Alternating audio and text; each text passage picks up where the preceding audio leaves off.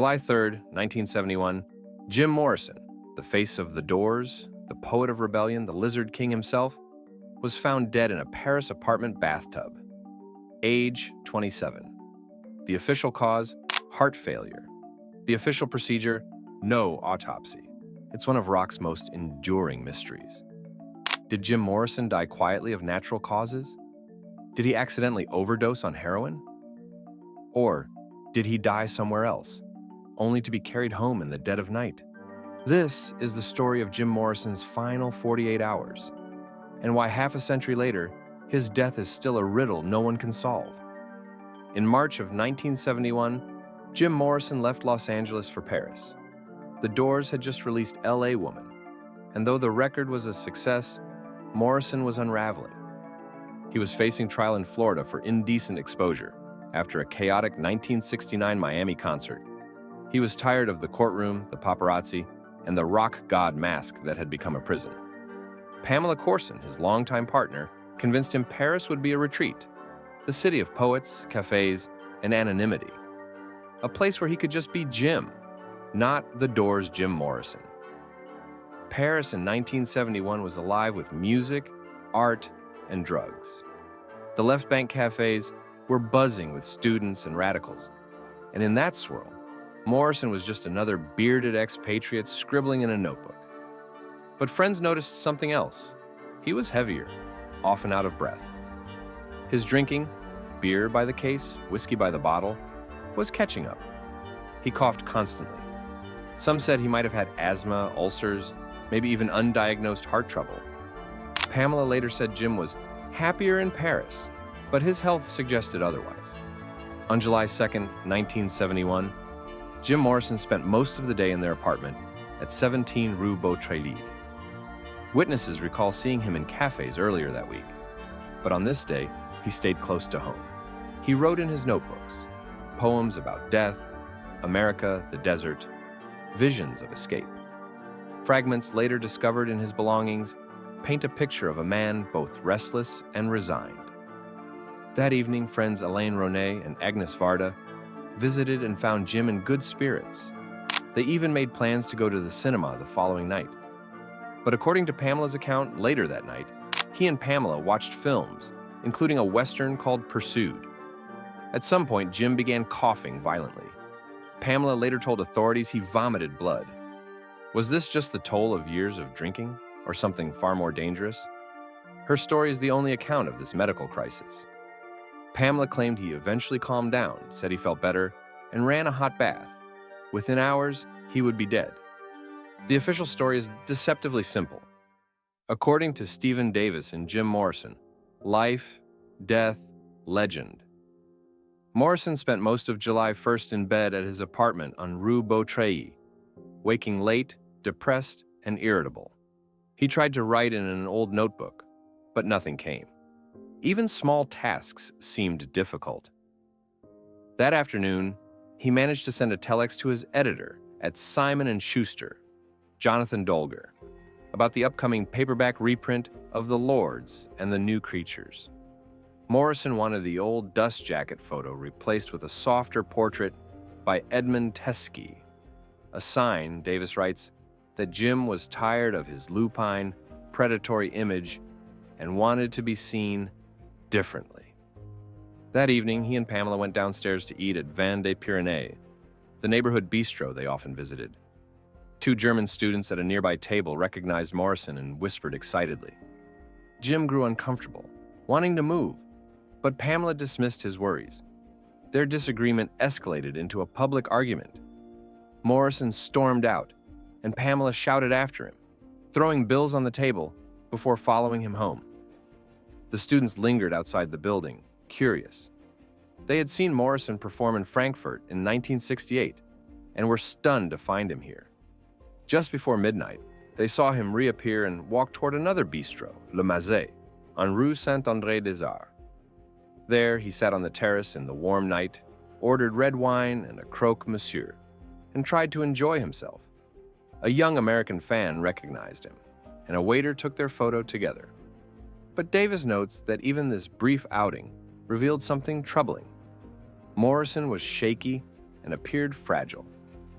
The next day, July 2nd, photographer and friend Alain Ronay came to visit. When he arrived, Davis describes, the apartment was shuttered and dark. A Super 8 projector aimed at a blank wall where a painting had been removed. Morrison was coughing and low in spirits. Ronay suggested they walk through Paris to lift his mood. As they strolled the Marais, Morrison tried to sound upbeat, but Ronay sensed it was forced. They stopped at a jewelry shop, where Morrison bought Pamela a red cut-glass Star of David pendant on a silver chain. His hands trembled during the purchase, and Davis notes how Ronay saw signs of anxiety in every gesture.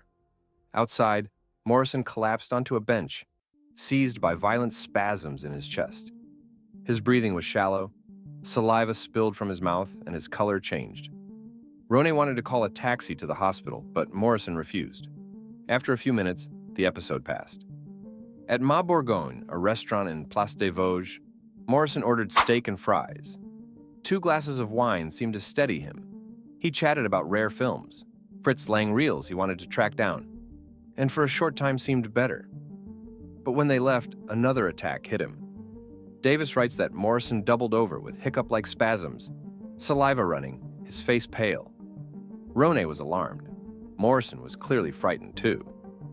When they returned to Rue Beautreillis with some firewood, Morrison struggled up the stairs, gasping for breath. By the time he reached the apartment, he collapsed on the top step.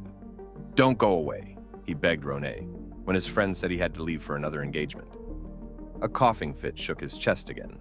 He pointed to a copy of Newsweek with a cover story on America's heroin epidemic and insisted Ronay read it. He also mentioned an interview with William Burroughs in the Paris Review. At a cafe in the Bastille, Morrison begged Ronay to stay for a beer. Ronay watched him lean back, close his eyes, and force deep breaths through the spasms. For a moment, Davis writes, Morrison's face resembled a death mask. When he opened his eyes, he asked Ronay softly, "What did you just see?" Ronay lied, "Nothing, Jim. Nothing." Morrison pressed Ronay to join him and Pamela. Later for a film, Pursued, a Robert Mitchum Western. But Ronay excused himself. He had to meet filmmaker Agnes Varda. As he left, he turned back to see Morrison staring after him from the cafe. Davis paints the moment as quietly haunting. Ronay leaving, Morrison left behind, fragile and fading. That night, according to Pamela's later accounts, they went to the film, ate Chinese food on Rue Saint-Antoine, and returned home around 1 a.m. Morrison was restless. He sipped whiskey from the bottle, opened a notebook, but couldn't write. Pamela cut heroin into lines with a credit card, and both snorted the drug. Morrison, Davis reminds us, never injected, but sometimes snorted heroin despite his fear of needles. They threaded reels of Super 8 film into the projector, watching grainy home movies from Spain, Morocco, and Corsica.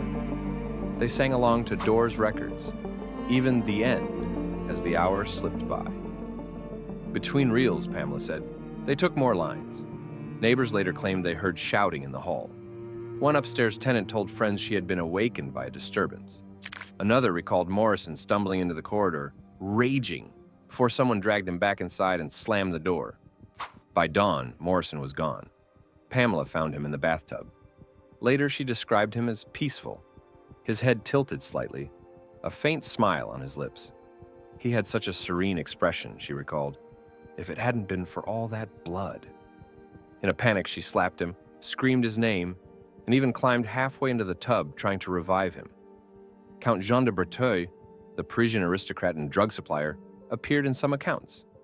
Davis writes that he may have been present that morning, urging Pamela to flush drugs and telling her to say Morrison had heart disease, since French autopsies were only performed in suspected murders. He left Paris for Morocco that same day.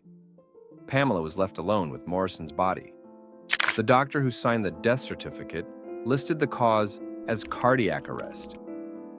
This is a terminal event, not a specific cause, meaning his heart stopped, but we don't know why. No foul play was suspected, and under French law, no autopsy was required. On paper, it's an open and shut case. But the lack of an autopsy left a void, and nature abhors a vacuum. Into that void poured rumors, contradictions, and conspiracy theories that still echo today. Why heroin? For one, Pamela Corson was known to use it. Friends of the couple confirmed heroin was present in the apartment. Pamela herself would die from an overdose just 3 years later. Some believe Jim mistook heroin for cocaine. Cocaine was his stimulant of choice. He snorted a line, collapsed, and never recovered. Others insist he took heroin knowingly, trying it again after avoiding it for years. Then there's the confession. Decades later, singer Marianne Faithfull claimed her boyfriend at the time, Jean de Breteuil, was the dealer who supplied Morrison with the heroin that killed him. However, other sources placed de Breteuil out of the country on that date, casting doubt on this specific claim. But here's the catch. No autopsy, no toxicology. We can't prove it. The heroin theory is plausible, but forever unconfirmed. But one version of Jim Morrison's death shatters the quiet apartment story completely. Sam Burnett, who in 1971 was the young manager of the Paris nightclub Rock and Roll Circus, claims Morrison never died at home at all. In his book, The End, Jim Morrison, Burnett writes that the Doors singer was a near-nightly regular at the club, rubbing shoulders with stars like Roman Polanski and Marianne Faithfull.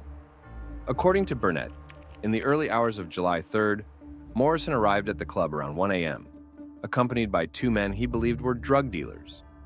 Burnett says the heroin was actually meant for Pamela Corson, but Morrison was known to snort it himself, never inject, because he feared needles. At some point, Morrison disappeared. When the bouncer broke down the locked door of a bathroom stall, they found him collapsed inside. Burnett recalls foam and traces of blood at his nose. A doctor who happened to be in the club examined him and concluded, "That must be an overdose of heroin." Burnett says the 2 dealers insisted Morrison was only unconscious. They lifted his body and carried him out of the club. Patrick Chauvel, a war photographer working at the bar that night, later remembered helping them down the staircase. He believed Morrison was already dead. If he was alive, Chauvel recalled, an ambulance would have been called. Burnett wanted to alert the authorities, but the club's owner ordered silence to avoid scandal. From there, Burnett claims, Morrison's body was taken back to Rue Beautreillis and placed in his bathtub in a desperate attempt at resuscitation, staging the scene Pamela would later describe to police. Pamela, however, told a completely different story. She insisted she and Jim went to dinner, saw a film, listened to records, then fell asleep. She said Morrison woke in the night feeling ill, ran a bath, and never woke up again. Which version is true? The official record reflects Pamela's testimony. But Burnett and Chauvel never wavered in their accounts. To them, Jim Morrison died in the toilet of a nightclub, not in the quiet of his Paris apartment. Not everyone believes drugs were involved. Some of Morrison's friends and biographers argue his body simply gave out. He was 27, but his organs were older. He was overweight, drinking heavily, and according to Pamela, coughing blood. Respiratory failure, heart failure, internal bleeding, all are consistent with the account of that final night. If Morrison died of natural causes, it makes his death less dramatic, but also more tragic. A man who once roared across stages, brought down by nothing more than the slow corrosion of his own body. And then there's the wildest theory of all, that Jim Morrison never died at all. Fans claim they've spotted him living in New York and Oregon, even in Africa. Books like The Bank of America of Louisiana suggest he faked his death to escape fame.